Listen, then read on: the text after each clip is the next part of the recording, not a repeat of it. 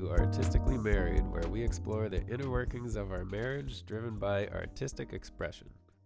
We're your hosts, Jake Ackerman. And Brienne Steinberg. A little quiet. All right, so what are we talking about today? Yeah, I feel like we've done like back to back this week because we had Jeff in the studio on Sunday. Mm-hmm. So yeah, makes me think that a once a week podcast is enough. Yep. It's a lot of work. There's a lot of work that goes into this hour and a half. Yeah, so today we're actually talking about music therapy. When we were doing our podcast on Empire of the Sun, you can refer back to that one if you are interested in this. But we really kind of opened the discussion about how powerful music is. Obviously, you know, our podcast is about, you know, being so artistically influenced and how much art plays a role in our marriage and our communication style, really, our education style with our children. It's just such a big part. And obviously music being, you know, one of the biggest forms of art that we use, me as a dancer, Jacob as an artist and a musician. It's such a huge part of our life. So we were mentioning in the Empire of the Sun episode about Edgar Cayce. He was a visionary that was talking about music being like the medicine of the future. Not the first, won't be the last. I mean, we've heard it time and time again how powerful music is. Did he say music or sound? I thought he said music. We can double check that. Whatever. Regardless, it's the same idea. And actually, when we started really diving into this topic, we started as music therapy, and then we really ended up with like almost like, you know, vibration and sound therapy. Obviously it's the same thing to the ear. It, you know, you just put a bunch of sounds together and that's what we call music. So yeah, there's a whole bunch of studies that really discuss the fact that a good, you know, 90 to 93% of the population of the world listen to music. So it really is, I think we're free to say that everyone listens to music at that amount of percentage, right? And it doesn't take a lot for something to qualify as music. Yeah. Yeah. Okay. What do you mean? You know, there's some pretty out there music. Yeah. Yeah. Okay. Yeah. Yeah. But I mean, the fact that everyone's going to do that hobby, right? It's like saying like everybody watches TV. Like that's, you know, the level of like hobbies of that people are, you know, listening to music. So yeah, so when we started doing some research into how music is so therapeutic for people, it really just kept coming back to these same few sentiments that it really does it changes people's mood. So depending on the type of music, and we're really going to get into this, but depending on the type of music that you're listening to, it can either, you know, boost you up where you're down, you're feeling happy, or it can, you know, somber you down if you're really like, you know, people with anxiety or you're hyper. It can kind of relax you and put you in more meditative state. A lot of people relate to music, so it can be a social experience listening to music. Obviously, when you bring in song lyrics, it adds that like next level to music where it's not just the sound, it's also our form of communication. It's a language, so it can be I find social. A lot of people they don't necessarily have the music background, and maybe the music isn't as much as what they're into. So then they'll really relate to singer-songwriters or rappers and stuff like that. They want the story. You're in it more for the poetry and the story. Yeah. So it ends up being like a social relation situation. I'm in that boat. I feel like, you know, I have a big connection with music because I dance, but there's definitely a big part of me that connects with the lyrics because it's a social story to me. And yeah, just, you know, people being able to relate to music. And then obviously, yeah, we're going to get into like some really scientific type of discoveries that people are making and using music as a, like, you know, the same way they're using other forms of therapy, they're using music in this way, which I think is really exciting. I like to listen to music while I'm drawing.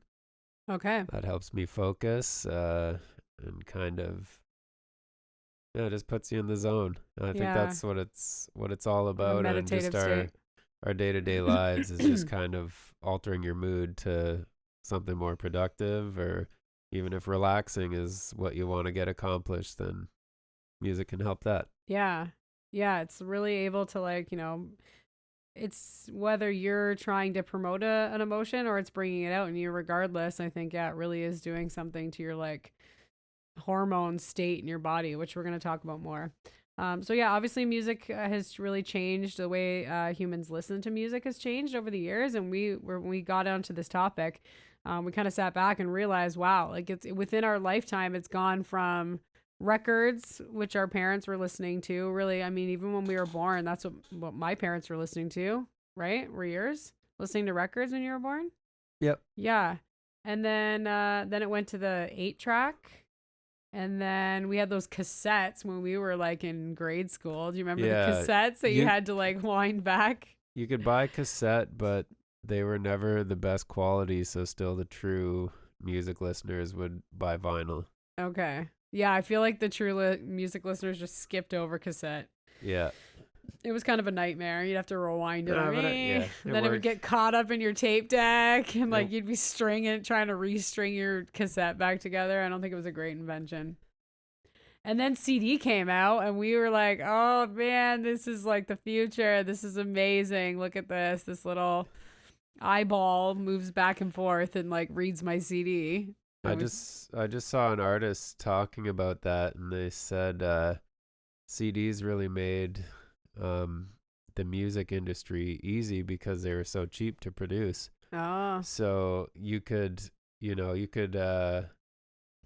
be more of a risk taker. And like, we're going to record this album. We're going to make 5,000 CDs, where if you wanted to do like 5,000 vinyls, that was going to cost you a pile of money to get into it. Right. Where you could batch out a bunch of CDs and then take a risk on it, and where you're still just recording the music as you do as an artist, but the CDs really made it more accessible for people. Yeah, the manufacturing part became really cheap. Where now though, where it's entirely digital, I feel like it's taken the accessibility away. It's easier than ever to get it out there, but harder than ever to make money on it. You're not really monetizing it the way you could before selling your CDs, right? Yeah. Okay, but come on, like how many CDs would you guesstimate we have? Yeah, I got about 500. Oh my gosh. And how many are scratched to the point where you can't even listen to them anymore? I At least tried 50. to take good care of them. Yeah, Jacob would go crazy on me. I would have CDs lying all over our desk, face up at least. Yeah. Maybe that's worse. It was definitely a bone of contention in our marriage when we were in our 20s. Yeah, not married yet. Not married yet, no. Especially if I borrowed his CDs, he'd be so mad. So yeah, it's really changed over the time, and then now all of a sudden, in comes the invention of well, I guess we had like Napster and digital music, being able to have your music on a MP3, or we had our iPods. We still are using iPods right now, and now I think it's like taking that next step, which is Spotify. Yep. Spotify and Apple Music is taking over the world. So maybe you can explain this better to me, because my understanding is like you're just borrowing everything. You're not buying anything. You're not owning it. You're just streaming. So Spotify owns the rights to all the music, and you're just like paying for a subscription and borrowing all the music. Yeah, I guess you don't own a music collection. No. Okay. Yeah. So yeah, I mean, for the typical music, the music enthusiast, I mean, I'm paying $15 a month, and I'm getting any CD I could possibly imagine. Yeah, that's pretty amazing. Where you used to you had to go to the store and take a chance on a CD and see if that was going to be the music you want, and then you only got 12 songs. 12 to 15 songs. Yeah. Yeah. Depending, but then I always really like the production of an album. Mm-hmm. I appreciate the cover art and everything put into it, and listening to it start to finish, where that still happens, but we've lost a lot with like Spotify playlists and stuff. Yeah, they don't need to make an album like artwork. All they need to make is that one picture, right? That they're using for their and I think that I mean, there's not enough hours in a day. We could really get into like how much therapy that is, right? Getting really into like the whole band as a brand, which maybe we don't have that as much anymore, is like that devotion or loyalty to like a band that we once had, which can be a big therapy. I don't know. Like I think that's more prevalent than ever now. Oh yeah. Look at the like crazy followings of Taylor Swift and stuff like that. But okay, that's again, one example. That's these like what it was always the big pop stars and stuff that were getting all the attention. Yeah. No one was like nothing was as crazy as the Beatles back in those days. I didn't mean like the craze and the branding like that. I just meant like, it as like a package, like you'd fall in love with the band and you'd be following them. Yeah, I guess it is like that. They have so much marketing tools now to make sure that like everybody loves that one band or something. Well, I think too, if you just come across something you like typically you're going to be the one who goes to seek it out. Yeah. So you could be some, underground, never heard of band, but some guy in another country is just gonna be like, you guys are the best. Yeah, I love you, man. Buy all your stuff. Yeah. It can still happen. Yeah, so it's changed. Obviously, music listening has changed, but I think the devotion and the celebration of music is like part of our culture. It's part of being human.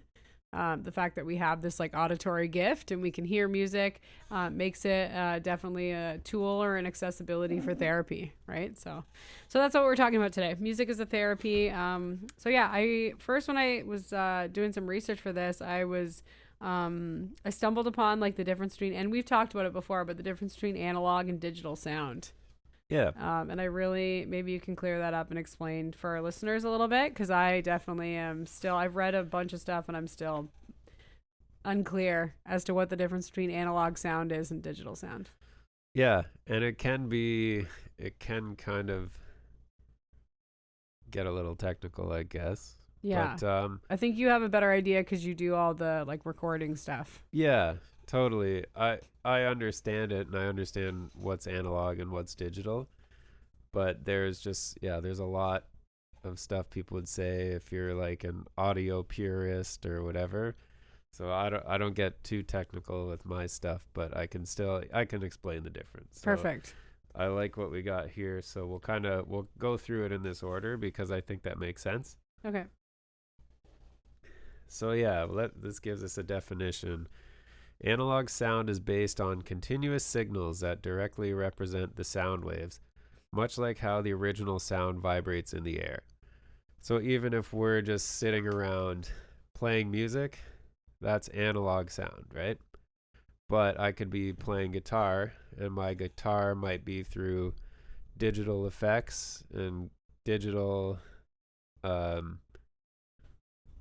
amplifier and stuff like that, or be running it through my computer out of speakers. Mm-hmm. And now all of a sudden that sound is not analog anymore. Right. So now that's digital sound, but you're still kind of... So wait, it's analog when you're hearing it live? No. Oh, I don't get it. It's analog. Basically, it's analog if computers have nothing to do with it. What about if like it's plugged into an amp? Is that considered a computer? No. Okay. No, just a guitar amplifier. That's analog. That's still analog. So you can have analog synthesizers. Right. And a synthesizer is a completely electronic instrument. Right. But it's running electricity through computer components, but not actually being processed. So I will get into that, but when it turns into digital sound, it's turning that sound wave into just ones and zeros, into like computer language, and then the computer reads those and it spits out the sound. I wish I didn't ask this question. Are you guys following? I hope you guys are following. Maybe there's some music enthusiasts that are like, I get this. So yeah, here we go. Let's see. Key characteristics of analog sound. We have continuous waveform. So if you're singing, that you have continuous waveforms coming out, right? The sound is just there. Vibration representation. Analog sound waves mimic the actual vibrations of air molecules, creating more natural, fluid representation of the original sound. So this is kind of like how vinyl was originally recorded. Like you would basically, they would have a big phone and they would all sing into the phone, And that, well, not a phone, like a horn kind of thing, right? Yeah, I know what you're talking about. The Yeah. yeah, it's Or they would attached to a have that in the record. room. Yeah. Yeah. And It's then attached to a record player. that would What's it cut. called? A something horn or something phone. Yeah. Oh yeah, why don't I? I was thinking a megaphone, but Gramophone? that's not it. Gramophone? Gramophone? Oh well, Yeah. you keep talking. I'll look. Anyways, yeah. So then the needle would cut a groove into the record. Right. Yeah, it's And a then when you- gramophone. Yeah, you're right. Okay. And then when you play it back, it'll just play that sound back. So you're Okay. basically, the vibration from the needle is natural. It's just picking up the sound that's happening in the room, Right. and that's etching it into the vinyl. And then when you play it back with the record needle, it's just doing that process in reverse, making the sound. Cool. And that's still how a record works. Yep. But you could record an album totally digital on your computer Mm-hmm. and then press that into a record. So when you're playing it, you get the analog quality of playing it through a record, but you still recorded the entire album 100% digitally. So it had already been converted into ones and zeros and then spit out into a record. Okay. So yeah, analog devices are vinyl records, analog tape recorders, radio transmission systems, and I would just say regular instruments. Yeah, instruments, live music. Okay. So yeah, let's see. Signal representation. Sound is usually represented as voltage. Current varies. Yeah, not important. All right. So do you want to explain digital sound? Oh, okay. We got to go through this. No. The advantages of analog sound. So people will say that analog sound has like a warmth to it. Yeah. And I think you probably can relate to it. Your body probably knows that it's something that's like more like genuine or authentic. Something genuine, something real, like, Yeah. like you're sitting in a room with an actual piano compared to just a digital keyboard being played or something like that. Right. Or even just, listening to that over a speaker as opposed to hearing it live, or there's lots of things. But yeah, so disadvantages of analog records, they degrade over time. So the more you play them, they get scratched, and then you get crackles and pops and stuff like that. How about CDs? CDs can get scratched, but CDs are totally digital. Oh, okay. So tell me about digital sound. Yes, so exactly. Digital sound converts sound into numerical data, binary code, and that's exactly what makes it digital. So you think your brain and your ears can like hear the difference? Oh, well, that's what people say. People will say that, oh yes, like I can totally tell, That's digital? Me, I would say no. Can't tell? I wouldn't be able to tell if it's a digital file or an analog file. I don't think I have that sharp of an ear for it, but right. like, you can kind of tell when something's natural or something's like super produced, but right.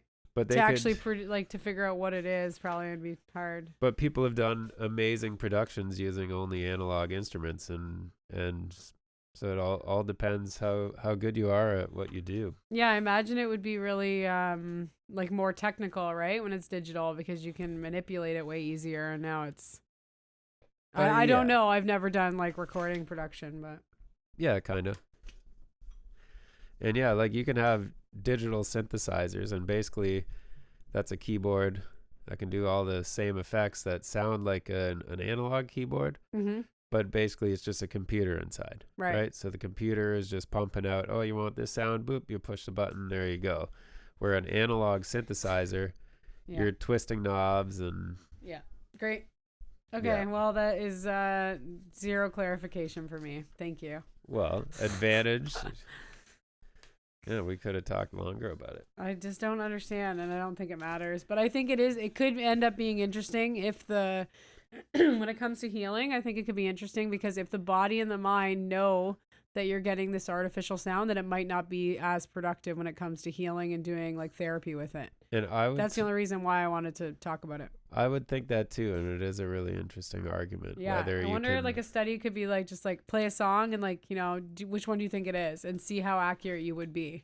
Because I know you're saying like, oh, I'm listening for all these like markers and I'm trying to figure out if it is or not, like if it's analog or digital. But there is a good chance that like, maybe if you were just like, pick one and next song, pick one, next one, pick one. And you might be like amazed at how much your body just has like an inclination to it, right? Which could make it less effective for therapeutic reasons. Yeah, that's true. I don't know. I feel like we've gotten so much towards digital that like it's almost unheard of. But again, we are going to get into this later in the podcast of like the idea of listening to live music and how powerful that feels. Yeah. But so there's lots of different reasons why. It would be interesting to analyze like a sound played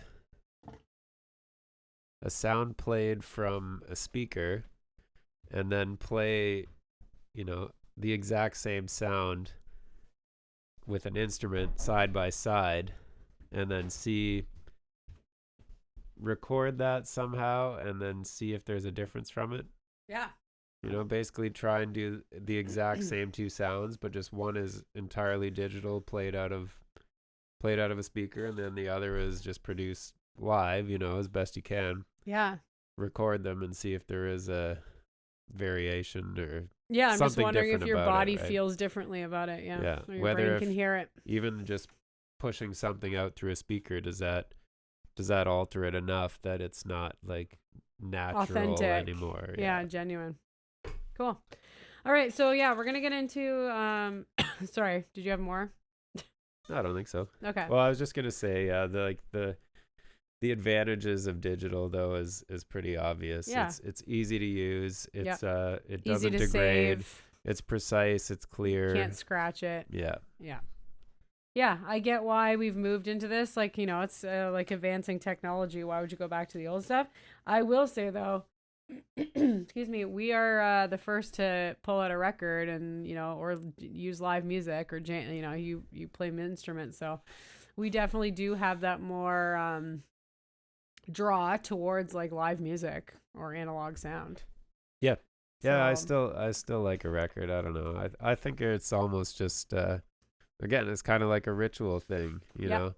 You walk over, you put it on there, you listen to the whole thing. It's a thing, right? It's something that you bought, you invested in it, you put money into it, and we're going to talk a little bit about that as well in terms of live music because you're paying for that ticket to go see it, right? So. Yep. All right, so I think no matter whether it's an analog sound or whether it's a digital sound, there is so many different studies happening right now where people are using music therapy to try to treat different things, right? Mental health things or physical or emotional health. So I think it's really exciting now with, the introduction of the internet and different, you can look up a lot of different research that's happening right now. So it's not just based on people's, explanations as to like how music, I'm trying to think of the word for it, your testimony. It's not just based on people's testimony. Oh, I listen to music and I feel good. Okay, great. But I think introducing all these different types of like variables and being able to like make quantitative studies on seeing differences in people's emotions or health or their, mental health issues, I think is really the key part to seeing if music therapy, how it can be implemented and how people can be using it, especially in my mind, I think how people can be using it instead of the alternative, which is pharmaceuticals. If there is like a therapy that you can be using instead of pharmaceuticals, then try that first, right? Music seems to be have very little side effects in comparison to some of like other therapies that are going around for people. So I thought this was really cool. I just picked a couple that I really love, but if you are interested in this, there is so much evidence and so much different information on the internet about different things that they're treating right now with music therapy. So the first one I thought was really cool because it is so drastic is Parkinson's disease. Parkinson's patients typically suffer from like a tremor. It tends to be like a neurological issue, and they're using rhythmic music with steady beats to synchronize their movement. So I was watching some videos online, and it was unbelievable the difference in balance and coordination. So one of the tests was, walking a straight line and then walking it with music, and they were actually doing a couple different types of music. So they were actually seeing like a difference huge difference, night and day. These people were able to like walk a straight line that weren't able to after. And it didn't seem like there was a couple different types of music that they were studying, but it really was, it was extraordinary to me because it was basically retraining the brain to get associated or attached to this piece of music. So it wasn't necessarily the type of music, but it was like the same piece of music over and over again. They were getting stronger and stronger, and the balance and coordination was getting better and better. So I thought that was crazy because that's something that's very visual. You can see how bad a Parkinson's patient is suffering, and then all of a sudden you introduce music, and it's a night and day, the difference in these patients, which I thought was really exciting. Well, that was the same with my brother when he had severe Tourette syndrome when he was younger. Oh, yeah. He would have constant tics and noises that he would make, and then he'd sit down at the piano and he could play a whole song without a peep or a twitch or at all. It seems to like bypass that loop, right? Like it bypasses the like feedback that causes those. And then when the song was over, he had to do a whole bunch. Yeah, isn't that crazy? Yeah. Yeah, so again, you had first experience where like your parents were just like, wow, this is the only thing that is like, helping him out so much. Let's just keep him in music. And your mom will attest to that. That, no matter what the cost was, they wanted him staying in music lessons because it was so therapeutic, right? We also were talking about this, and I really saw this firsthand being a speech pathologist, how much it helped with stuttering. So people, when they're singing, people that suffer really bad from stuttering, when they're singing, their stuttering goes away. So there's a lot of therapy done in the speech pathology clinics where they're just trying to make like it just use more of a sing-song voice so that you're bypassing that stuttering loop, right? Cool. Okay, so the other one that I was really blown away by was premature babies using lullabies.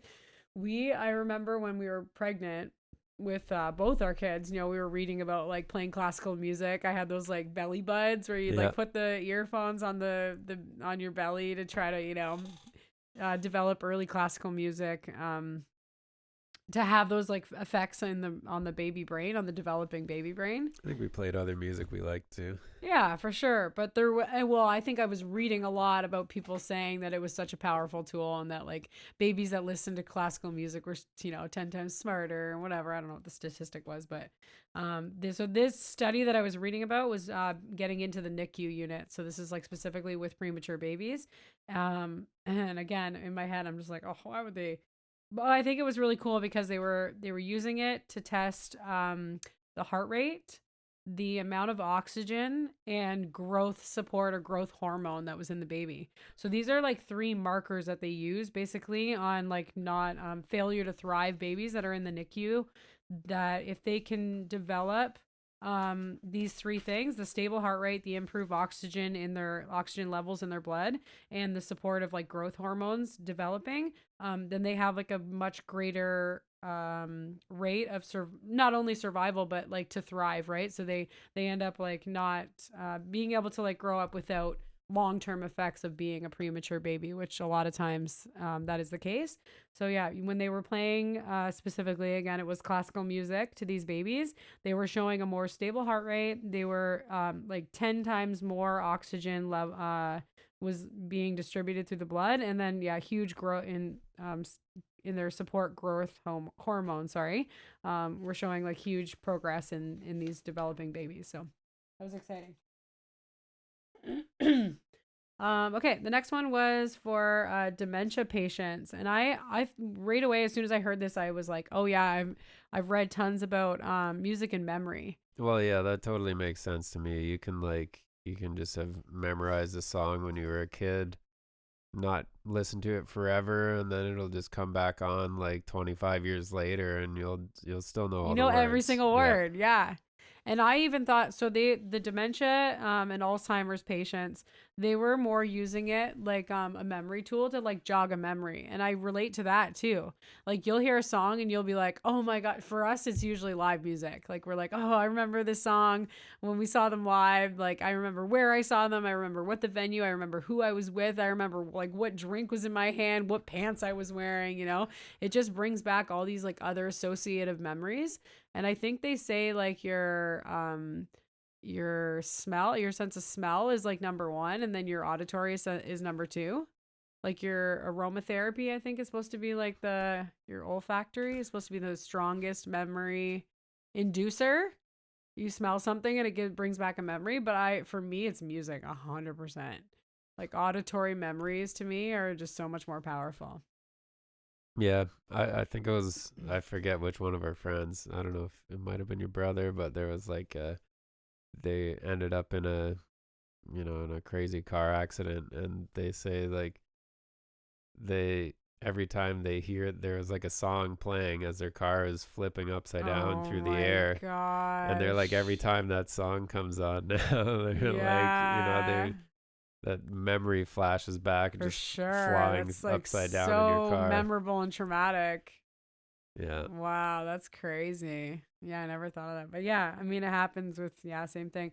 So the program that they were doing with music and memory for these dementia patients, it actually showed like huge reduction in agitation and improved in communication. So they were able to like recall long-term forgotten memories by listening to familiar songs, but it also was just helping them, and I think we're going to get into this more. It was helping them calm down enough and relax themselves enough that they could access their memory or communication. Because the problem with like Alzheimer's is not just, they forgot last year's, grandma's or last year's picnic party or something.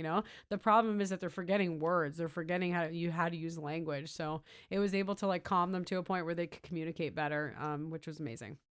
Okay, and the next one we've talked about this last night, but with cancer patients. So, and we're gonna get more into this in terms of the frequency vibration therapy. That they actually think it's like changing vibrations in your body, that can align and stop the growth of cancer. Because cancer is really, it's your own cells just growing out of control. So if we could put these cancer cells, these like mutated cells, back into alignment with the rest of your body, if it's a vibration issue, and we could put them into like a state of stop growth, right? I mean, anything's possible. And then you could really be like stopping these cancer cells from proliferating with music. Well, sure, and I think that's the mystery of cancer. Like there has to be something wrong somewhere, and maybe even just like, the feelings you get from music are putting out the right chemicals that stop that from happening or something like that. Right. Yeah. It's just a hormone. I remember hearing a story, and I searched the internet and I couldn't find anything that, mentioned this, but someone had told me this story that this lady was like, same thing, classical music.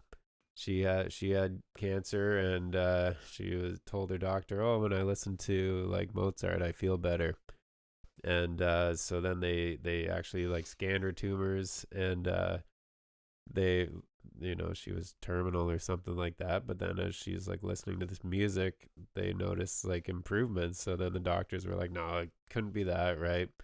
So she was like, "Okay," like so she stopped, and then got more readings later on, and then the tumors had grown a whole bunch. So then she started listening to it again, and then they started shrinking again. So it's incredible. yeah. Yeah, and you But can read lots of stuff like that. That's totally an anecdote. That's just some story that somebody told me a long time ago. But yeah. And how do you not know that the doubter will say, what's the correlation, right? What's the actual like science-based information? But I think again, it really is exciting because at least we're going in the direction where people are looking for alternative therapies. So like I think more and more research is going to be done in this, because maybe it does have to be a specific, we're going to talk about this more, but maybe it does have to be a specific frequency that lines up, right? Or like there needs to be more diagnostic tooling in terms of like what readings or what frequencies are happening in these different body parts. I do think the frequency is important, but I also think that the just the emotional response is important. I think that really does a lot on our bodies. Calming, relaxing, stopping hormones that are like set off when you're stressed. Yeah. Yeah. Well, that was the other part they were basically talking about, was this, that they were cancer patients, like kind of had they were able to make peace with it. They were reducing anxiety. It had like better pain management response. So they would, test a chemotherapy patient, and then play music and ask them like how they were experiencing, you know, like the treatments. The treatments are awful, so painful. People have described them to me as like just the craziest burning sensation. So yeah, like you said, maybe, you know, hopefully it's both. Hopefully it has an effect on the actual like tumor, but also it has effect on like the patient's mental state, right? For sure, we know that. Awesome. So yeah, and then the last one was a study done with autism on the spectrum, kids with on the spectrum. And again, no, like it was night and day between the social skills and the attention span and the ability for these kids to be able to communicate when music was present in their situation. So taking you know, putting rhythmic activities as along done in conjunction with their speech development and their speech pathology and their emotional regulation. And they tested so much better. They were able to like function so much better when music was present. And then this one was specifically, I thought it was cool. This one was like specific to the child. So again, we can talk about it a little more later, but everybody has their own music style. If you ask someone what kind of music you listen to, everybody has their own music that they really like. With these autistic kids, it really was like finding the type of music that they liked. And sometimes that's very difficult. I know, being a speech path, going through that program, that lots of kids that are on the spectrum are nonverbal. So you can't ask them, hey, do you like this? You know, you'd have to like try a bunch of different kinds of music and see their response. And then under that format or under that framework, then be, you know, introducing some of their communication skill development or emotional regulation activities that you were normally working with in a clinic. So yeah, those were all some different there. But again, like I said, you can go online and see hundreds of thousands of different studies that are all happening around the world. And again, I think that's the part that we need to focus on, is that we are making it a priority to introduce it as like a possibility and an option for people from one end to the other. I mean, really, what I was reading was basically like, if you're not listening to music on a regular basis, treat it like a therapy. You know, make sure you include it in your life. Don't push it to the back where you have extra time. Make sure it's a priority in your life. Take the 5 minutes it takes and put music on before you do anything in your house. You're gonna clean your house, put music on. You're gonna go take a bath, put music on. You're gonna go to sleep, put music on. Yep. Use it. I think it's good for everything. And if you're feeling down, put music on, right? Yeah, of course. Cool. All right, so Jake's going to take over this part because, again, like similar to analog and digital, I am struggling to understand. But yeah, we were just starting to study. So in my mind, I had this question. I was like, okay, I get it. Music is powerful. It has all these possible effects on people. We can use it as a therapy. But again, my question always will come back to why. Why, like scientifically, and what is music doing to our body, to our tissue, to our brain, that's giving us these like really positive emotional and physical benefits.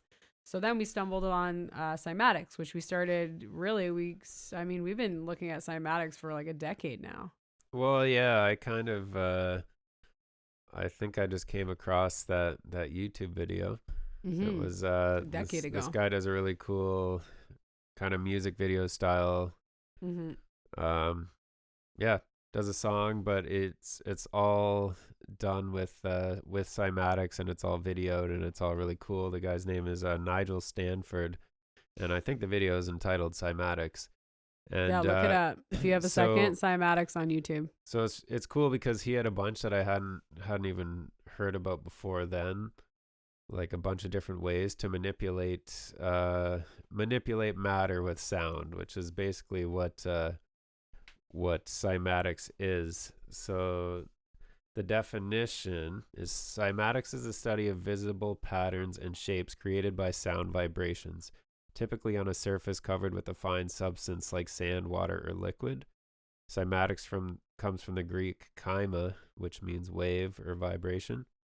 So cymatics is like, or kymatics, I guess, if you're going with the Greek. But yeah, so it's cool because it's visualizing what the wave is doing, and it's unbelievable the patterns it creates. Like, you get these beautiful geometric mandalas when you have a plate covered in sand and you apply different frequencies to it. So we normally don't think of the shape of sound because it's invisible and we just hear it in our ears and it's kind of floating through space, but it's this extremely complex waveform that's shooting out in all directions in three-dimensional space. So it's almost like these bubbles that are kind of continually expanding at all these, like, you know, different sizes and shapes. So there's ways to visualize it, and that's what these people have figured out. So the most common one that you'll find is called the Chladni plate. And so this is an 18th century German physicist, and he basically figured out you have a metal plate, you sprinkle bits of sand on it, and then you can vibrate it with anything. It says he used a violin bow, but you can attach a speaker to it. You can basically tape like a plate to a speaker, or I think it'll even pick up sounds in the room if it's if it's sensitive enough. Like if you're playing in the room, you could set this plate up. I think so. Huh. I was wondering when you were talking about it, is it predictable? Like if you hit it with the same music, will it do the same pattern every time? Yeah. That's so cool. But it's more the same tone. Tone. So when they're doing... Yeah, can you take us through tone? And I was reading about resonance, and I need an explanation on resonance. So I guess, or the same note, I guess. Note. Yeah. Okay. So when he made that video... But if you played a note on a piano and a note on a violin and a note on a guitar, is that all going to be different? Like create different patterns? Actually, that I'm not sure. That Cool. You'd have to try it out. But basically, if you just played music into a Chladni plate, your sand would probably just dance around chaotically, and you wouldn't actually see anything. So what these guys are doing typically is just playing like one tone. They'll play like a straight E note for a while, and that gives the sand enough time to organize. Right. And it doesn't take long, but you still have to hold it long enough that it moves. It goes into that thing, because when you have music is just continuous change in tone and frequency depending and on how sound, fast right? it is. Yeah, depending so on how fast it'll look cool. Your sand will be bouncing around, but when you want to form these patterns, and they almost look like people used to say that with the old architecture and like church windows, that they had a knowledge of like sound resonance and frequency, and that these patterns put in these like round complex church windows were based on were cymatics? representations of cymatic sound. Yeah. Wow. Huh. Yeah, you wonder how like they would stumble upon it like that, right? And again, because of what our topic is, that we're talking about music and therapy, in my mind, I'm like, okay, so it's causing these, like, it's causing like a cell, or it's causing material, the water within us or whatever, to cause certain patterns, which I think is... exactly. So you can, excuse me, when you can visualize the vibration that's happening. Yeah. And then when we look at, all the, the science of who we are and our biology. being, the deeper we've dived into stuff, it seems like all we are is vibrations and waves and stuff like that, as we get deep past the atoms and things like that. Yeah. So if we're nothing but vibrations in space, and then of course sound is going to connect to that. Of course we could be affected by vibrations in space, Yeah, of course vibrations in space are going to... I think the interesting part is that we have the ear, and we have the cochlear, and we have like the auditory system that we have that goes to our brain, that can be so powerful because we have the ability to hear it. Just similar to what you're saying, you can't see sound. There's lots of things, there's organisms on the planet that don't hear sound the way we are. We're so lucky as humans that we even have that like decoder to be able to hear the sound waves and the way we interpret it. If we plug our ears and we're just feeling the way it feels to our body, maybe we'd have a better understanding of that therapy. Yeah, I've heard people that, they'll make a record and they'll just put in like a dog whistle in there randomly, so like you just hear the music and it's fine, and then your dog will just start going nuts. It's fun. That's really funny. Cool. Yeah, I mean, it really is something to see. Again, I'm going to mention it, but Nigel Stanford, Yeah, so he does the cymatic. Stanford. Yeah. Yeah. Yeah. Definitely go look at that because it was awesome. Yeah, it's a really cool video, and it has just a bunch of cool ways you can manipulate matter with sound. I think even fire and yeah, so then obviously they took cymatics and they started introducing it into sound therapy practices and trying to help them understand how it's influencing the mind and the body. Because and we were talking about this too, but just like you have such insight with all your mandalas, like your sacred geometry stuff. I think it's interesting, right? You make correlations between like seeing like sacred geometry, and we see it in nature. It's a lot of your stuff, can be inspired by you look at like a honeycomb or you look at the petals of a flower, and we see these like sacred geometric patterns happening. So like I'm just relating, maybe the cymatics is like an extension of that. Oh, totally. Yeah, for sure. It's creating natural patterns, like, and it's predictable. I've never done it myself, but I've definitely seen those, and for sure it makes a repeatable pattern. So it definitely is like it's making its own mandala, and it's also dependent on the shape of the plate, I believe.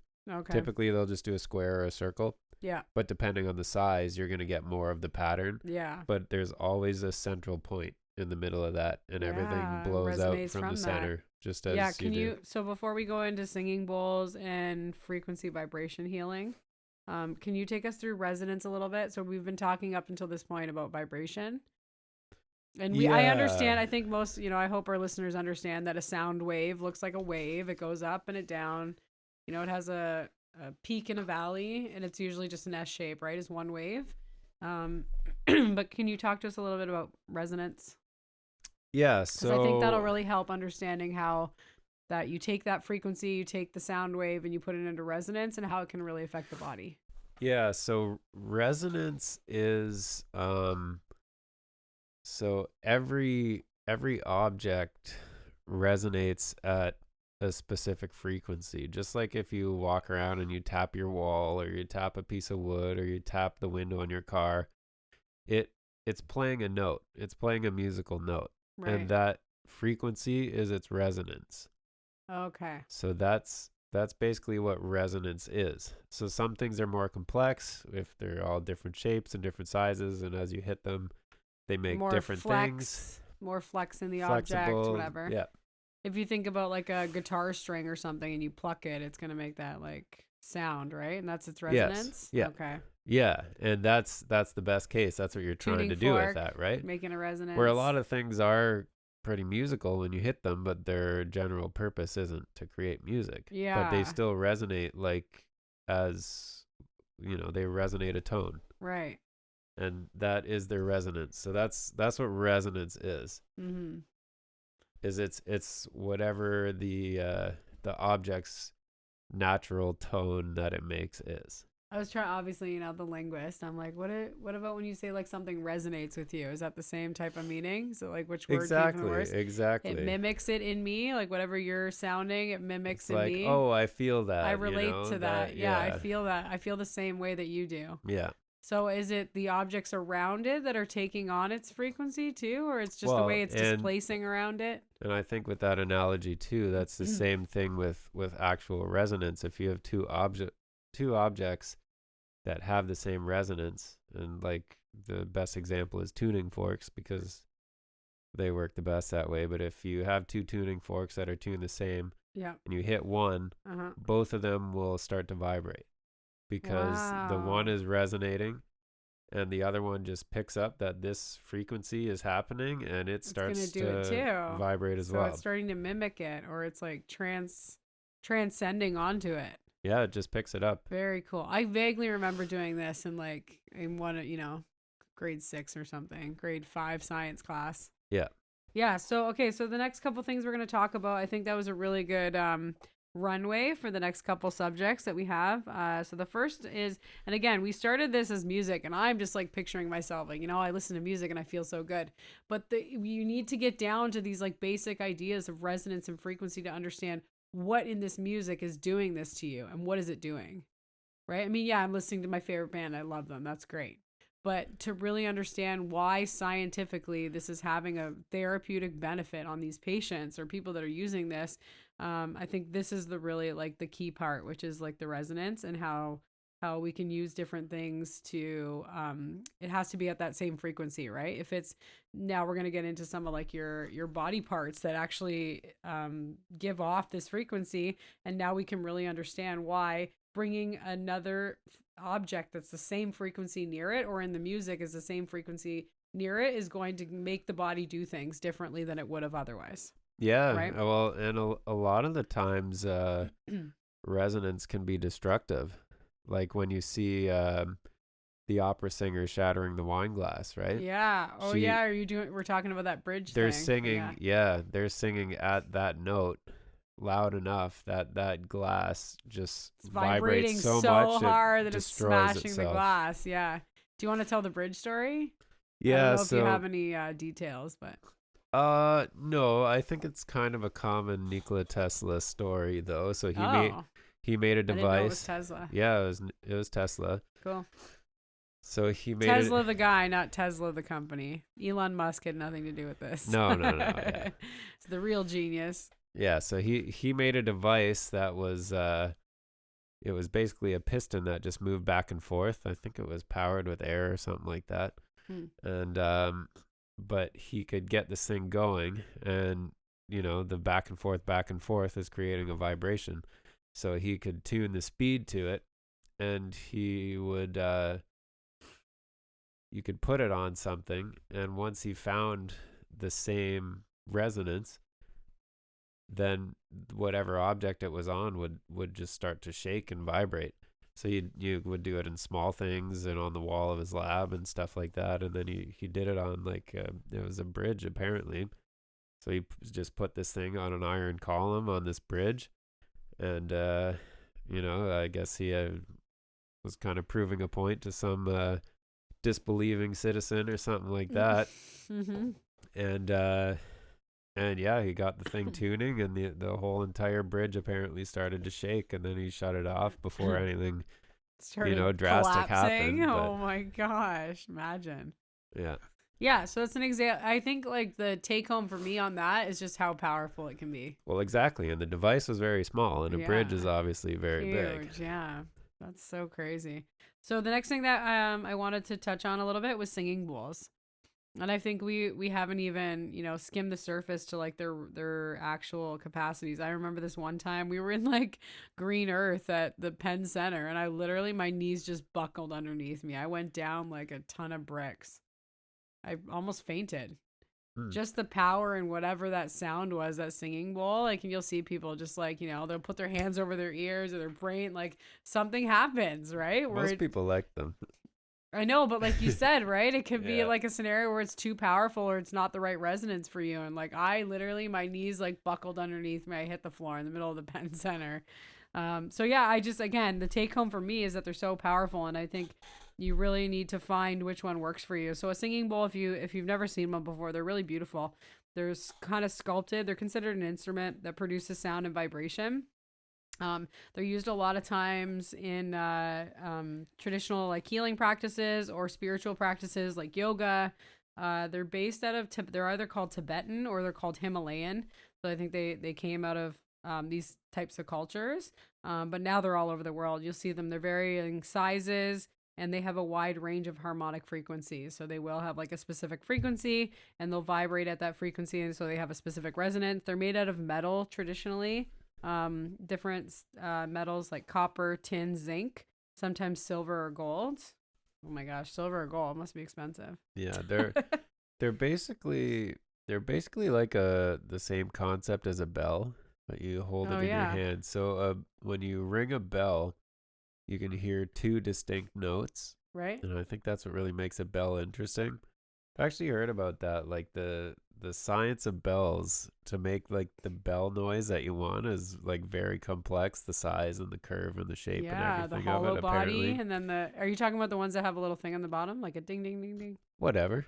They got like a tongue in or the like bottom? a giant one that used to hang in a church, right? Does that have a thing in the middle? Yeah. Okay. Yep. Sorry, I'm just trying to picture it. I'm like, does it hit on the sides or does it hit in the center? So the singing when it bowl, swings, the tongue in the middle hits the sides of a bell. So the singing bowl is basically the bell is upside down in your hand. Right. And you have a stick that you rub around the edge or hit it or with. You can hit it like a gong. Yep. Yeah. And it rings, and you get those two distinct tones when you do it. And there's something about the interaction of those tones that can make makes a cool sound. Yeah. Well, and again, vibrations, you can listen to something and be like, cool sound. But I think, again, it needs the research-based information to figure out what's the resonance, what's the body resonating at, and what is it going to interact with? Like, what is it going to mimic in the human body or in the brain, right? So, like, that's what we need to know. We need to get more scientific and quantitative, where we know exactly like what the numbers are showing. But for the most part, I mean, people use them. They're using the vibrational frequencies. The frequencies produced by the bowls are often very low. They're rich. They're earthy sounds, and the idea behind it is that they are aligning with different chakras in the body. They have lots of different therapeutic effects. Like I said, the resonance will connect the sound waves from the singing bowl to different body tissues, energy fields, and helping to like restore different balances. And they really say, people swear by the fact that they have this vibrational cellular healing where they can regenerate or rejuvenate or repair DNA disrepair, which is the part that's the reversal of cancer. Cancer cells are just a DNA disrepair. So your body's trying to make your cell, it's doing the coding, and it'll code wrong a couple different times. I think it's eight wrong coding, and now your body is growing this cancer cell that's not aligning with the rest of the cells in their environment. So the idea behind it is that, when you're matching the frequency to it, you can stop that happening, and it has potential to heal, to reverse, to improve circulation, reduce stress, promote healing, and be able to change the expectancy of that cancerous cell to go back to like a dormant cell or a typical functioning cell. Yeah. If I'm in a store with them, I have to play them all. Every single one. Yeah. I have to hear every one. I'm always amazed. Does it make you feel different each one? Like, I feel like that's a science experiment in itself. Well, they all sound different, that's for sure. Yeah. Do they have notes on them? No. They have a frequency on them. No, some do, but is there a frequency reader where typically, you can, like, same as your typically it seems like they just pump them out and they all turn out different. It's there's something kind of nice about that, but some are tuned specifically for specific notes. Yeah, like, but this is your heart singing bowl. This is your brain singing bowl. I'm always surprised the more handmade looking ones. I would always think the big ones are going to have a super low tone. Yeah. Where the little ones are going to have a high tone. And that's not always the case. Sometimes you'll find a big one and it'll have a high tone, and you'll find a little one and it'll just make this like nice deep low sound. So that always blows my mind, that it's not necessarily the mass or the size of the thing. Size doesn't matter. The curvature, or however it's created. Yeah, that's cool. Yeah, they're cool. Is there I was thinking, like, how you have your like guitar tuner? Yeah. Where you like play a string and it tells you if it's in tune or not? Yeah. Do they have that for frequency? Well, that's frequency reader? That's all the guitar tuner does. You can bring those things around and you can attach them to anything and it'll tell you the vibration of it. Oh. Is it in or hertz? you can get telling apps. You the hertz? You can get apps on your phone. So like you can just tune your guitar with an app on your phone, and it'll just input the sound wave that's coming in, and it'll tell you what note it is. So like you can even what note? You can do that with your phone and like tap on your desk and find out what note your desk is. And you can find out what note your desk is. Okay, but it's not giving you frequency. Well, it's not giving you hertz. Yeah. It is. The tuners will give you hertz as well, for sure. Okay. Yeah. Cool. Awesome. So the other claim, we talked about this, being used in spiritual practice, is it reduces stress and causes relaxation. So they're making now correlations between They're making correlations between the nervous system and using singing bowls to kind of calm the parasympathetic nervous system. There you go. It's too late at night for that word. Yeah, so that's like your fight or flight. So they're really, I think we are all making this association between stress and the body's ability to cope and the long-term damage of stress. So if you can change that fight or flight mechanism and you can introduce something, anything in your life that's going to cause that overreaction in your parasympathetic nervous system, I think that we're going to see some like really big gains. So yeah, it's used for mindfulness. It's used for meditation. It allows people to focus, like the way you're saying, you're listening to music and focusing on your art. You're going to have that. And then there's also this really cool thing that I was reading about with Meridian. I don't understand it fully. I want to read more about it, but emotional blockages being attached to your meridian lines. And I think it has a lot to do with your chakras as well.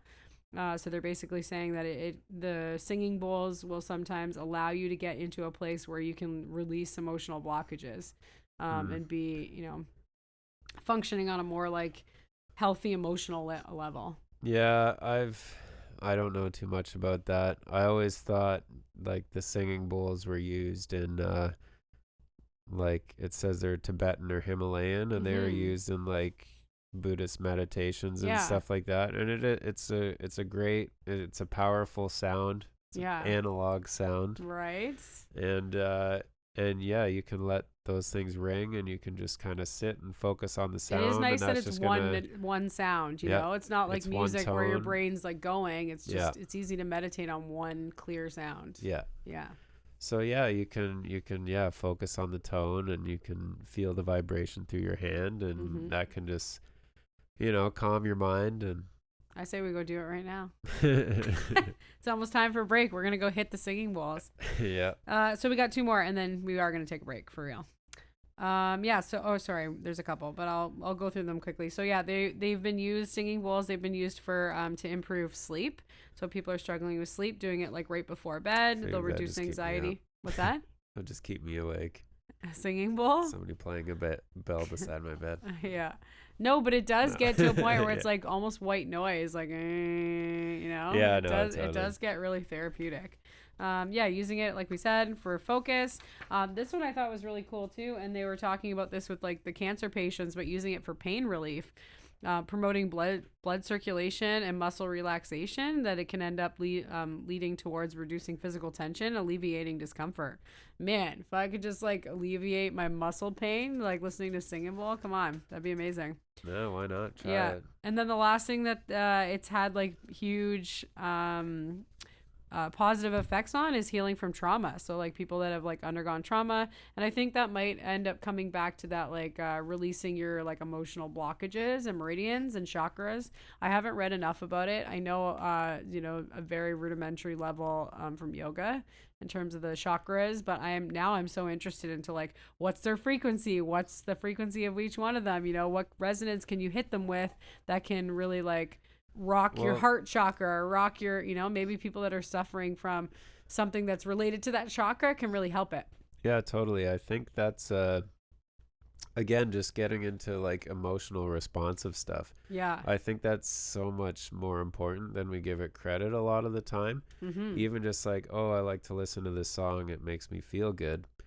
Well, just like feeling good, that's doing a lot. Your body was in this like, all pent up in this stress response from your horrible day at work or something like that. Your kids driving you crazy. And just being able to have something that puts you in that different frame of mind where you can relax. Like, I think that's a lot more powerful. Like they say, the doctors say that now, like, well, stress is the killer, Yes, and I feel that the stress could be what's, creating the cancers, is our body just in this crazy cycle. And then state of anxiety. If you have something as simple as music that takes you out of that stress, that could be having medical benefits for sure. Yeah, 100%. And I think like, again, it's going to be more and more exciting as we get more specific, right? As we have like more You know, how much, how many, what frequencies, you know,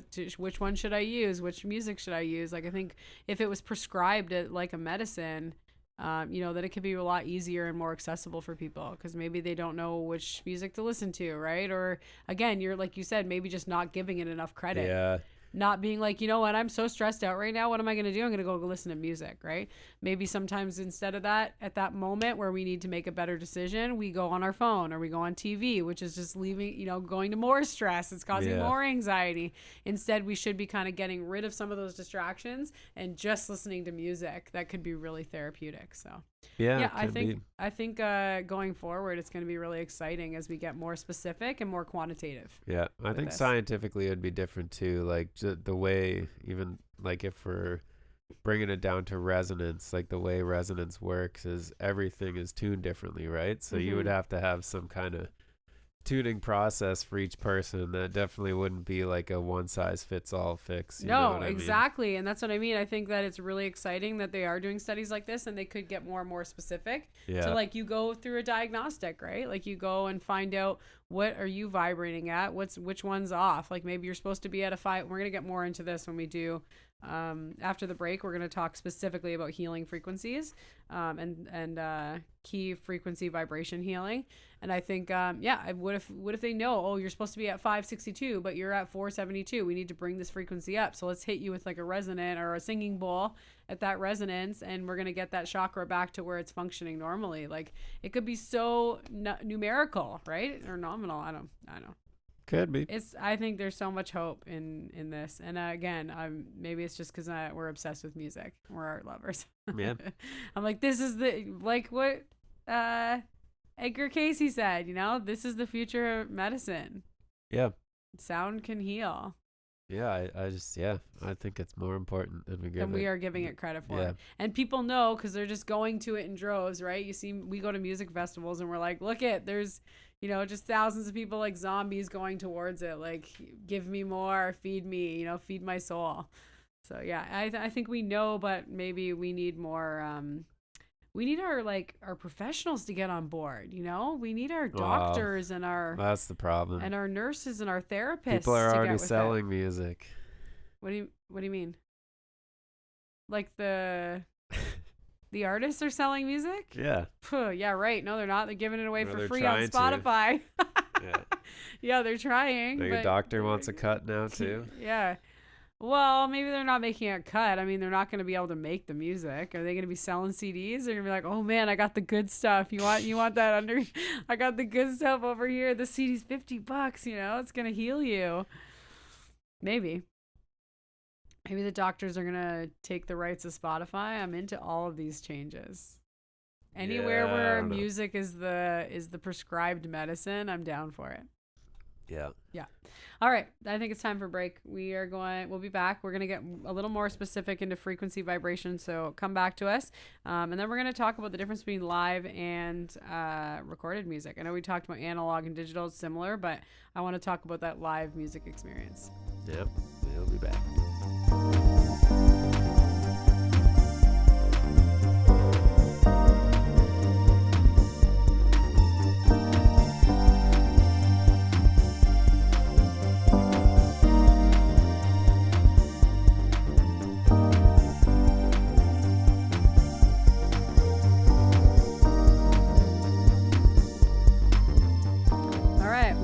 Back.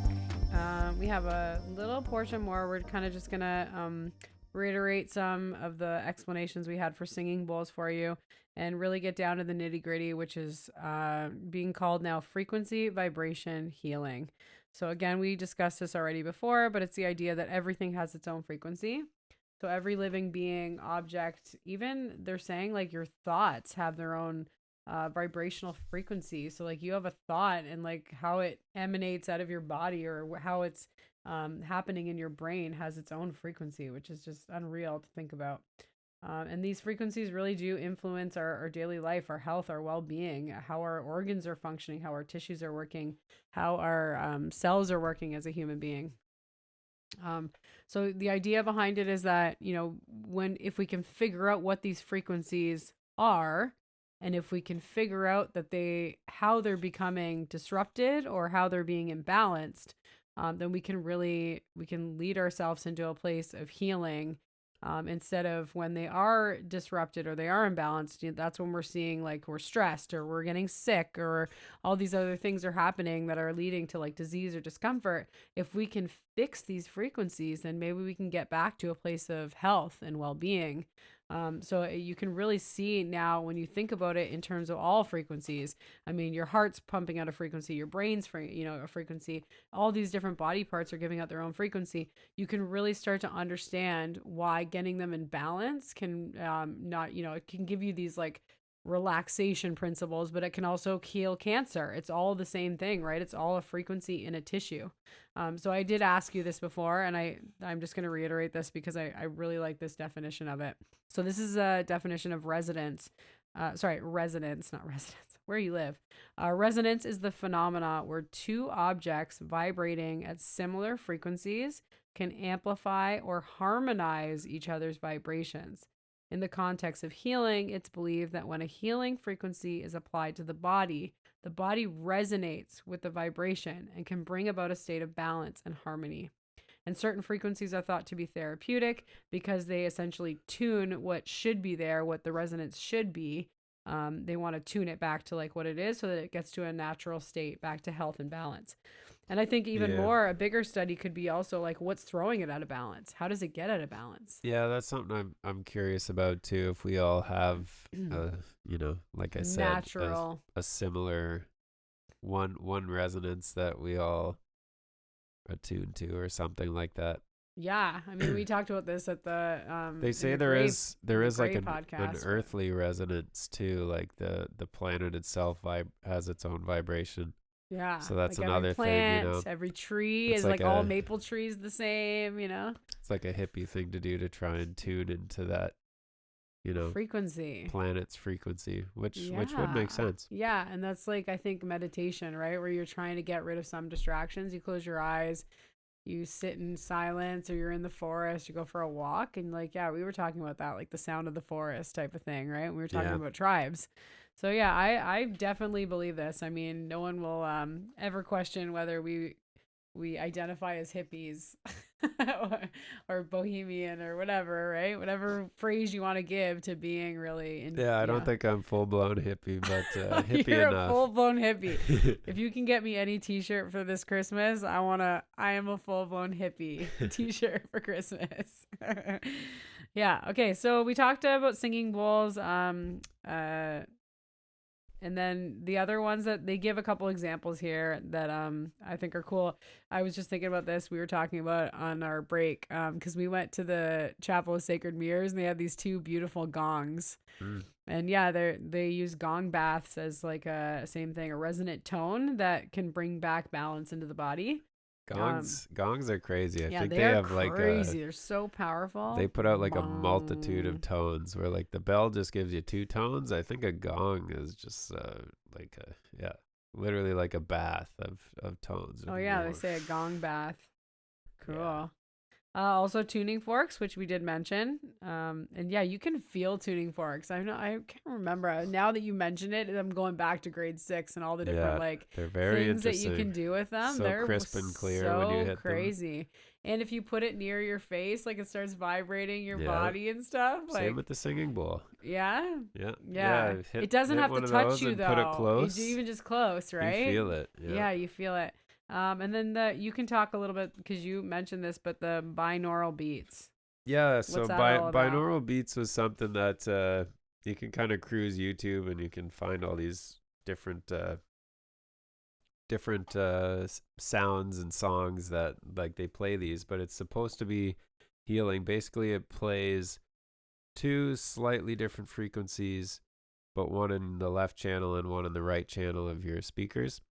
So like in your ears? Typically, you listen to them with headphones. So on your left, it'll be playing a different frequency from the right. Oh. And when you play different frequencies side by side, it creates like this kind of like disharmony or this, what do they call it? But you'll almost, yeah, like this says, it'll create a third frequency, and Because you your get brain's this probably weird putting the two kind of, together.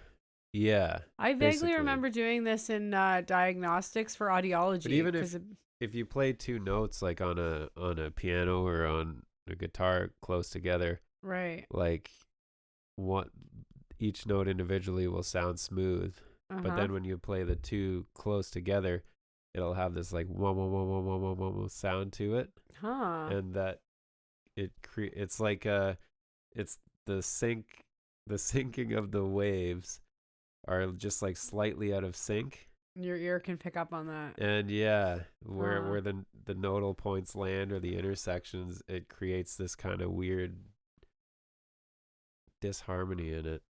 Interesting. And yeah, I vaguely remember like in audiology there was like a diagnostic test where we would do that. But basically they sound really crazy, and I tried it. Like I came across this stuff before. Yeah. And it was like 10 minutes long, and it said like lay on the ground and listen to this thing for the whole 10 minutes, and the whole 10 minutes it's just sounds. These weird crazy sounds. Yeah. And it was like on a website? Just YouTube. Yeah, just YouTube binaural beats. There'll be like, you'll find like, 110-hour long videos of binaural beats, or you'll find, this one's the best, and this one's going to do this, and this one's going to do that. I was going to say, does it tell you like a specific thing? Like it does. This is going to make you, So the one I listened smarter, to. Or yeah, the one I listened to, it said it was going to make you happy. So I was like, okay, sure, I'll try that. Were you unhappy? I don't know. I think I was just trying it out. You can always get happier. Yeah, exactly. and so I did it, and then I don't know, after the 10 minutes, like I don't know if I felt it or what, but I was kind of just definitely like sleeping. Well, that was so weird that I was kind of like giggly about it afterwards. Yeah. But maybe I was happy. Maybe you were happier. Yeah, maybe it worked. Did it? Giggly sounds happy. Yeah. And I guess if you're coming from like a regular state anyways, it's not that drastic. Yeah, you got to be like real depressed and then hit those binaural beats. Yeah. That sounds like a good name for a band. Binaural beats. Yeah. Yeah. I bet it's already out there. Oh, for sure. I'll look it up. Hey, did you know that we're the only artistically married podcast? Yep. Wow. It's exciting. Yeah. Everyone else thought it was a waste of time. Oh, what? That's so awful. Being artistically married is a waste of time? No, I'm just kidding. Okay. It's not a good joke. Boo. Well, it is hard to come up with a name that hasn't been done before, though, so it is impressive. Yeah, Didn't seem that out of the... I wanted brunch. No, that was done a million times. Yeah, there's a million brunches, so that got canned. Anyways, okay, so binaural beats, also a fun way of using healing sound frequencies. And then I thought this was like the most exciting part of this piece that I really liked, is that they started getting into numbers, which I wanted. The whole time I was reading this, I was like, give me numbers. I want to know what the hertz are. I want to know what the frequency is that's going to do this. I want to know what the frequency of my stomach is. I want to know what the frequency of my eyes are. I want to know what the frequency of my cheeks are. I wanted to know. I wanted to literally walk around and see like a world like with labeled frequencies on every object in my environment when I read this. I think it's different for everybody. Geometry is so complex, and you look at the slight changes that you make on the curve of a singing bowl and how much it alters the tone. Okay, I agree with you on all those things, and you're being very subjective. I just don't think there can be like, play this tone and everyone in the world will be at peace. I kind of do. Like, I feel like that's what we learned going to like see those sacred mirrors, is that like on the inside we all look very similar. Everyone's heart muscle looks the same. Everyone's like intestines look the same. Everyone's rib cages look the same. We got similar parts for sure, but I think we're all very similar different. Anatomy. I don't think there's one fix for everybody. I don't think. I don't know. Oh, anyways, so they did well. Then this is wrong, because they were literally listing off number frequencies, and I thought this was fun. So they were saying it is fun. I like. They're saying, so they use as like a love frequency. They use 528 hertz. This is one of the most well-known healing frequencies. It is believed to promote feelings of love, harmony and emotional healing. And sometimes you also use it. It's associated with DNA repair, which I was telling everyone. People hear DNA repair and they don't realize DNA repair means changing cancer. It means reversing cancer. A DNA disrepair or like disconnected DNA is cancer. So if you ever read that something is causing DNA repair, know that is reversing cancer, which is incredible. So that's 528 hertz. And I'm guessing like, and again, you could just buy a singing bowl that has the love frequency. You could buy tuning forks that have the love frequency, right? You could, or you could just get a tone generator on your phone and just type in 528 hertz and it'll just go. Oh, this is what we're listening when we go to bed tonight. We're just going to listen to that frequency all night. I just feel like that'll drive you crazy. But. Nah, it'll turn into white noise. Yeah. Didn't we do that with the kids? When the kids were little, that's all we listened to. Oh, the ocean sounds for sure. You know what? I love it. It wasn't even ocean sounds. It was literally just. I still like sleeping to ocean sounds. It was like crinkling paper, like. Oh yeah, or just straight white noise. White noise. Yeah, the straight white noise. Yeah. So what's the difference between that and just a 528 frequency? Because that 528 is like a note just playing nonstop. Yes. Yeah. Yeah, we're gonna try it tonight. Yeah. I don't think I have one. I used to have a tone generator. We're gonna try it. Okay, so then there's also, and Jacob has some really fun stuff about this, but 532 hertz is the natural resonance. Oh, sorry. Oh my gosh, I'm so sorry. This matters. 432. 432 hertz is the natural resonance. This frequency is often used in music and is thought to be more in harmony with the natural resonance of the universe and the human body. Yeah, so this is something that like you can find a lot of stuff on this, all over YouTube, and again, it's a kind of a hippie thing and conspiratorial thing. Yeah, conspiratorial for sure. That's where Jake hangs out, spends most of his time. Yeah. Yeah, so I don't have the exact dates, but basically typical standard classical music tuning was 432 for a long time, and that was the A note, so your A was tuned to 432, and I think A is like your bottom note on the violin, I believe. Okay. I'm not 100% on that, but I play guitars, not violins. So my low is an E, but yeah, so 432 is the A. And then somewhere along the lines, I think it was in like the early 1900s, I'm pretty sure, they changed it to 440. So who's now, they?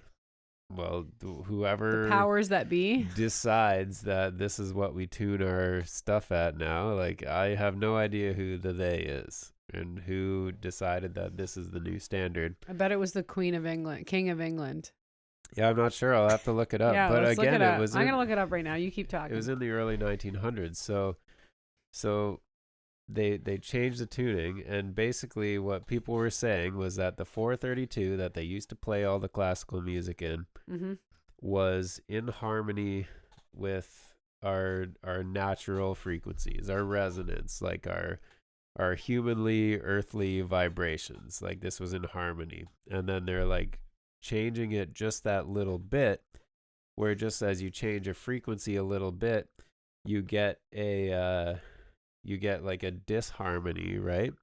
So they're like, now this 440 hertz is almost like messing with us, like TV static, instead of like this harmonious frequency, harmonious flowing frequency thing. This makes me so angry. So people have videos online where they like tune their guitar to 440 and they play a song, and then they just tune their guitar down to 432, play the same song, and like it sounds slightly lower because it is slightly lower, but they're just like, I don't know, does it make you feel any different? Does it feel different?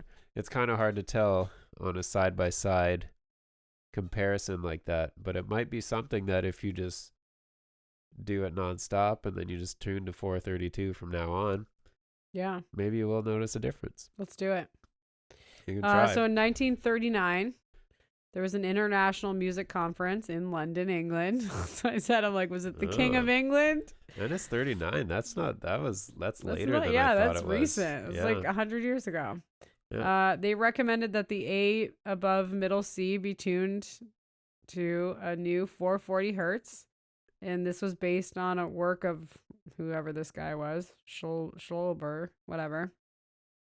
He had made like a new tonometer to study pitch. And he said that it should be retuned to 440. And then 1955, the International Organization for Standardized Music declared that 440 would be the new official. 1975, they reaffirmed it, and yeah, then going forward. 1975. So the iOS, the International Organization Standard, again reaffirmed that no, they would keep it to 440. Yeah. Also known as concert pitch. So if you're really getting into conspiracy theories, they're like, yeah, not only are we going to change this, we're going to change this on an orchestra level, and we're going to pump it into the masses to mess with them. Well, exactly. That's orchestra tunes to 440. The example is the New York Philharmonic tunes now to 440. And any standard guitar tuner or anything like that you buy is 440A. So and then it has there's like another disclaimer underneath that musicians and theorists claim tuning to 432 hertz has a much better effect on the human body. Yeah.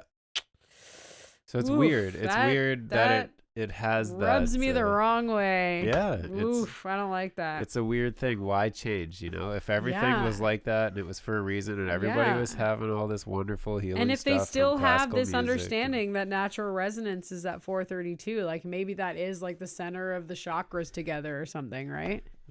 I'm going to dig more for you guys. We're going to bring you more. Yeah, I'm gonna be looking this up. It's an interesting rabbit hole, and there is a lot of people's opinions about it all over the internet. So, wow, I'm gonna read them all. Some people say it's all a bunch of nonsense, and some people say it's very important. So who knows? Okay, so there's two more that they talked about. One was 396. And this was liberating guilt and fear. And I actually was just reading recently about this. It got like really deep, but it was talking about like, just having negative emotions. There's a lot of guilt. There's a lot of guilt that's associated with childhood. And like, I relate to this. Like, okay, I'm going to give this example because it's so close to home and it literally just happened tonight. Obviously, me and Jacob are working on this. We're adults. We're parents. We love our children. And we tell our kids, now since we started this project, like, please, mommy and daddy just want like date night once a week, Wednesday, to like work on our podcast. And he came down here to tell us that he was having like, a fight with his sister about the television. And as a parent, you process and every situation's different. But there are those scenarios where you can imagine where you would be, guilt stricken as a child. Like, think of all the times that like you just messed it up for your parents, right?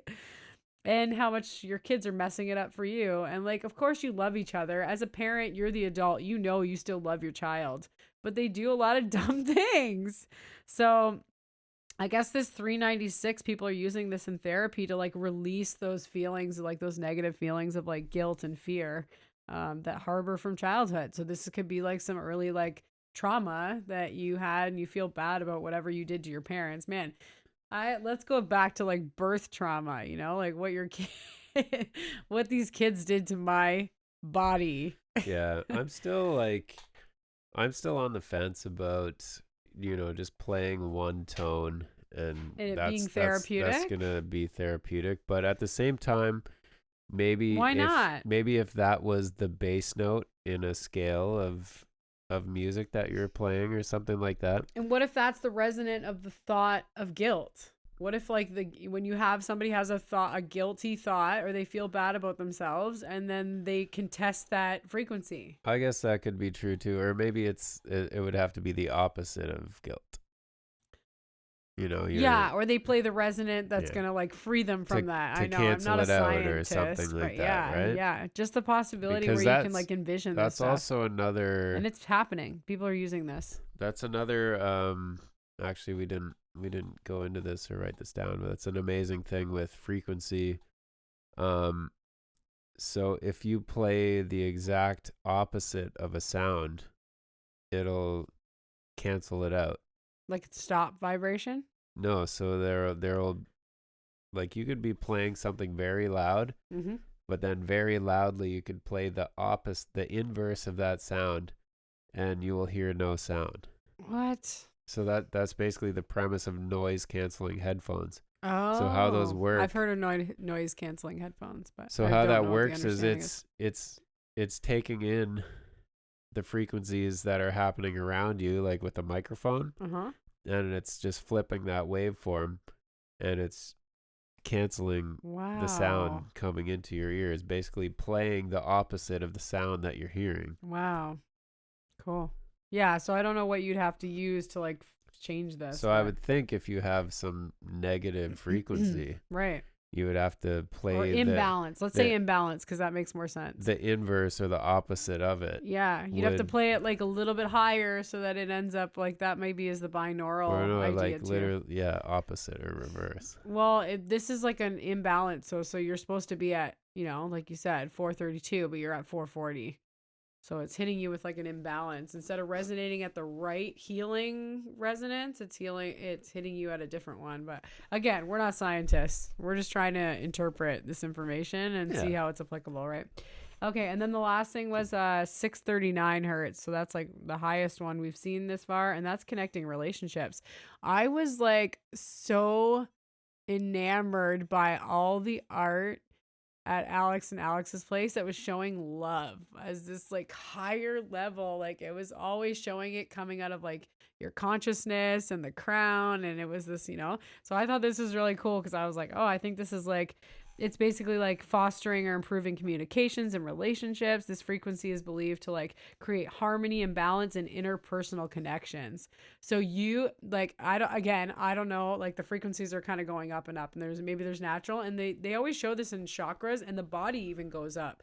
It goes from like, sorry, I need my hands in front of the mic. It goes from the root chakra, which is like in your genitalia, to going up to like your stomach, your digestion system, then it goes up to your heart, then it goes up to your voice, then it goes up to your eyes, and it goes to your consciousness. So in my head, I was like, does that work on the frequency scale too? Does the lowest frequency, those low ones, are those like guttural low sounds, or in your like root chakra, and your genitals are like a very primal chakra, and then they keep going up and they get higher into like this interpersonal, which is the highest frequency that could be like connecting with other humans, which could be like your consciousness or your crown or your third eye area. The lower the note, the lower the hertz. Yeah, the lower the note, the lower the hertz, but it maybe that connects with the chakras too, right? The lower the chakra is like in your root, and then it goes to your belly, and then your heart's at your natural one's the middle at 432, and then you go up to your voice, which is like your guilt, your guilt and fear, and then it goes up to your third eye, which is your like 639 interpersonal relationships with your like third eye. I don't know. Again, just a theory, but I thought as I was reading this, I was like, oh, it does seem to be like the hertz are going up the chakra values as well. Yeah, it's all vibrations, man. It's all vibrations. Yeah, totally. Okay. It was a very hippie podcast. It's fine. More hippie than the Myco-Fi? I don't know. Stuff's pretty hippie. Okay. Anyways, it was cool. I thought it was great. So yeah, they talked about, again, one last take home, benefits of frequency vibration and music are to reduce stress, heal emotional trauma, relieve pain, cause physical healing, mental clarity, focus. And then, there was just a little bit about like the scientific perspective and how they're measuring all these things. And I think this, again, for me, this is the take home, is that they are doing scientific work on this, and very soon, because of the beautiful information on the internet, that we're going to have way more tangible and accessible ways to use frequency and use vibration to do some healing, which is great. I mean, you said it's annoying, but what if it could heal cancer? You'd be like, okay, bring it in. Well, again, who cares? Just maybe you can make that one single tone sound very nice. Exactly. I don't know, but when you just got like a, can you put it out of like a hot girl singing it? Yeah. There you go. Make it slightly better. Yeah. But yeah. When you because I've literally done that before. Yeah. I've heard about these healing frequencies. I just had a tone generator on my phone, and you just type in that number, and it just gives you this annoying hum. Yeah. And You're like, well, I can't listen to this yeah. very long. Yeah. Whatever benefit it's doing, it's not, because I'm so annoyed. Yeah. And again, maybe this is analog versus digital sound. You got this, horrible computer device thing that's just ruining playing it. this ear-shattering tone. Yeah. Compared to a lovely handcrafted bell that is or handcrafted vocal. Yeah. That could be beautiful. Cool. Okay, so that was all the vibration healing, and I like I said, I think there's way more to discuss and discover there. But yeah, then we had some like one-off stuff that we were reading about when we were talking about music's ability to like, do things and like cause change. And then you were talking about, do you want to talk about the water situation? The water situation. The Peter Davy story? Oh, yeah. I can't believe he was 92.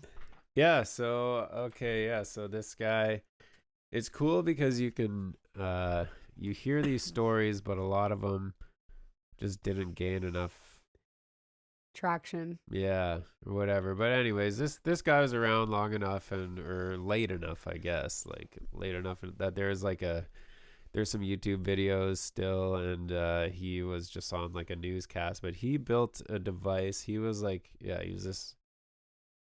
he was an old Spitfighter pilot, like flew a plane in the war. Yeah, the video is when he's 92. He looks amazing. So he's so 92 smart. years old, and he played the saxophone around his house, and he realized that like playing when he played the saxophone, like when he hit different notes, different objects in his house would vibrate. Right. And that was kind of what he said was the basis of his invention, and he made this little thing that looked like a desk lamp, but the head of the lamp was kind of bent over, and it was like a metal bulb or a ball on the end, and he would put it into water, and it would boil the water in about 3 seconds. Like it was instant, almost instantly. So crazy. And you can watch the videos of him doing it, which is amazing. So he built the thing, and he just used it for making tea.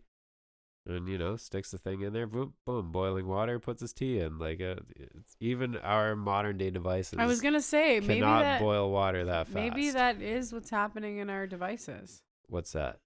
Like now we push the button and there's like a metal rod in the thing. No, okay. they're just heating the water. Okay, like electricity's doing it. Yeah, and that's why this guy had no there was no batteries, there was no electricity attached to it. It was plugged in. Oh yeah. Yep. Okay. Yeah, it was plugged in. So how do we know that it was even doing that? Because it boiled it instantly. Instantly, yeah, it instantly. Or like I said, you buy a kettle now, it still takes a few minutes. Yeah, it does. Yeah. So what happened to that technology? So anyways, as it goes, and again, another conspiratorial thing, but people who have great ideas and good inventions, they're always just like, oh, you know what, I'm gonna try and find a buyer for this, and then whoever it was, like Big Kettle or Big something. Kettle. Oh my gosh. Somebody's making money boiling water already. They don't want this coming to the public, or they gotta totally it's gonna they gotta put reshape their company the whole out, industry. Yeah, it's like all like the green energy stuff, right? Like, I guess we're going electrical. Unfortunately, many cool inventions like that have just gone away because business interest, I guess. But this guy, water engines. It says on the video too, and he was just like, no, I'm waiting for a good offer. I'm gonna make some money on this, and of course they patent it or something like that, and then no one else can recreate it. But oh well. It's a cool thing though. So basically the concept of it was that he had found the frequency of boiling water, and somehow when you turned on this device, it just resonated at that frequency, I guess, and boom, the water would boil. That's so cool. So that was a really cool one. Again, we were just looking at like different vibrations and frequencies and their effects. And then the other thing that we started reading on, and again, you can read like so many different examples of this, was music helping like vegetables grow. And I think there was even some that were like oh, play music to the water and then water use that water in the like plants, growing plants. So we're not going to get into like too many like specific ones, but yeah, basically time and time again using music to grow these plants were like a much they were able to grow like way bigger and way stronger, and they were more fruitful, all these different things that were helping with plants. So yeah, there's like enough studies where it's so many been done alongside other ones that were treated exactly the same. Exactly. They were using the music or whatever. They were using music to like see if it was like was an effective growth, right? A growth technique. So yeah, a couple different things that they figured out, that it was like, the theory is that the sound vibrations are helping stimulate growth hormones. So again, we go back to those cymatics, or cymatic. Am I saying it right? Cymatics. Cymatics. Yeah. We go back to those cymatics and we like see what music does to the matter that it's interacting with or that it's affecting. And I think that really does come down. We were talking about this, but like, water is a huge part of us and a huge part of plants. So if it's going to affect matter that way, the way it does with cymatics or liquid, then this would be the effect, right? I don't know if we got into that, but that is a part with the cymatics, that if you have water on the surface that you're vibrating, it makes it in patterns. You see patterns in the water. The water is the same thing, and it creates these crazy wave patterns on the top of it. So yeah, it's predictable geometry. Yeah. So again, that might be some of the theory behind it affecting like plant, right? Totally could, because if we're, plants and humans are mostly water. And if you can affect water that much, then it would be the same. Yeah, that's how it would affect it. But basically their theory is that it stimulates growth hormones in the plants. It enhances cell growth. So again, it's causing that like mechanical, it's causing a mechanical stress that might promote the cell division and cell elongation. It's improving nutrient absorption. So they're thinking that like the sound waves help improve the flow of water and nutrients. Again, that would be like the somatic explanation, and nutrients to flow through the plant cells more clearly. And again, like I always think of like, if you have like a sieve and you dump a bunch of sand on it, it's not going to go through, right? It's just going to kind of like clump there and sit on top of it. But then all of a sudden you take the sieve and you shake it and you cause this vibration. If you're doing that on a cellular level, it's going to cause like your osmosis and like permeability to cells. It's going to cause all those like nutrients to go through better. And same in the body, right? All those hormones are going to be like picked up and put down so much more when you're hitting it with vibration. So not just frequency, but like using that music as that. So that's kind of like some of the theories behind that. And then encouraging strong roots, same thing. I don't know how to explain this except for I do. Okay, so if you are doing exercise or sports and you're jumping, so we use like calisthenics or plyometrics where you're jumping, or let's say like a burpee, okay, because that's a really good visualization for people. You're jumping up and you're kind of going down, you're jumping up, whatever, or walking or stepping, whatever, any exercise you're doing. Every time an impact happens on a joint or a body part, the bone and the muscle around build stronger. Every time you go to use a muscle, every time you impact on a joint or a bone, it builds it up stronger. So I think anything that's going to vibrate or it's going to cause like impact to a bone or a cell or a root, it's going to make it stronger and better. So I think some of these basic vibration explanations for plants, for humans, for body parts, for chakras are all the same. Hitting it with that vibration is going to like cause it to go into a situation where it strengthens the cells, or it allows it to like absorb better or flow more freely, I think. So yeah, really exciting stuff. And it takes all those like scientific studies to like really, understand some of these things that are happening. So it's exciting. Good for humans, good for plants. Yeah, I guess it helps. I think a lot of... Get your music. That's kind of what I was saying. I think it's just, this makes me feel good. So great. Keep doing that. That's awesome. And I think on a personal level, I mean, we may not be able to... 90% of people are saying that they listen to music. Yeah. So like they might not be able to explain quantify it or quantify it, but just keep doing it because it feels good. Yeah. And do it more if you're not doing it enough. Yep. Right? make the effort, make it a part of your priority list. You know, go home. If you're sitting in silence, put music on, like try it. Right. Yep. Okay. The last portion I have, do we have time? I don't know. We're hour 45 already. Oh my gosh. Okay. We'll save this for another day. And I'm sure this is going to come up. And the reason it's going to come up is because we are such avid concert goers, but I was just going to talk about live music, but we can talk about it another day. Yeah. So awesome. I think that was great. Any opportunity to talk about music and, you know, why I should listen to more music is good for me. Yep. Awesome. So what do we got going on now? It's Christmas next week. It is. I can't believe it. Can you Feels believe it? like I just started this year and now it's over. Wow. Yeah, so we actually are about to take a 2-week break. Ooh. Yep. We're so excited. We're going on winter break for the dance studio. Jake's on a winter break from work. Yep. So yeah, we'll have lots of content for you guys. Maybe next week we'll do a Christmas episode. Or are we too late? Maybe it's going to be a New Year's episode. By the time this gets broadcasted. We'll do a holiday episode. Okay. Yeah, sounds good. Next one we'll do a holiday episode for you guys. All right. Thanks so much for listening. Don't forget to follow us we are exclusively on Spotify right now, so don't forget to hit that follow button and you will get notified anytime our episodes drop. Thanks so much. All right. Good night.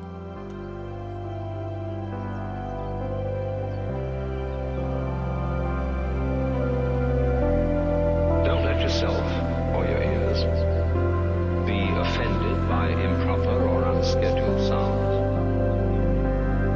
If, for example, the record is scratchy, okay. You wouldn't object if you were listening to it, sitting by a fire, crackling logs. Simply close your eyes and allow your ears to hear all sounds around you. Don't try to name or identify these sounds. Just hear them as you would listen to music. As when you hear a flute or a guitar. Don't bother about what it means. Your brain will take care of that by itself. Just let your eardrums respond as they will.